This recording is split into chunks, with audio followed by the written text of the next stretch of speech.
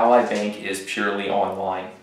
If you think about Wells Fargo, Bank of America, M&T, which is my bank, and I appreciate them being local and I like them very much, but I never have to go in there. And I'm not sure if anybody likes to visit their bank, but I never have to go there. So I don't need the physical location anymore, and that's the way the industry's going.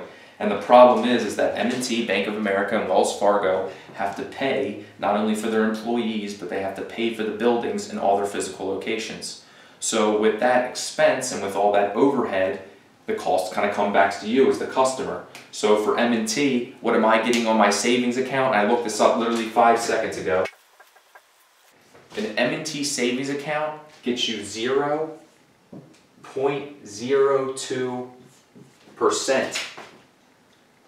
0.02%. So if you put this into a decimal so you can see how much money you make by dividing it by 100, then you have 0.302.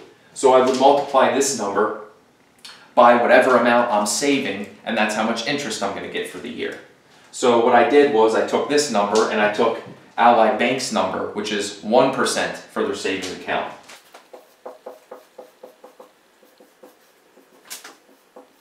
Okay, so 0.01. I wanted to see what kind of mistake I was making, and although it's not life-changing for me because I don't have that much in savings, I can imagine that the difference between 0.02% and 1% is pretty enormous for some people, because we've met people who have come in here who are retired, they're scared to invest, so what do? They leave it in their checking account. Sometimes they have $50,000, $100,000 in their checking account, and then you're getting serious with the difference here. Let's say you're investing $10,000.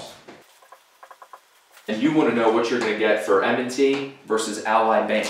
So it would be $100 for Ally Bank. For M&T, it would be $2. So the fact of the matter is, why? Why would you not do this? So if you love going to your bank, you love the person there, you love going to make copies, and I have people, my grandfather's like that, he absolutely loves going to the bank, and that's fine.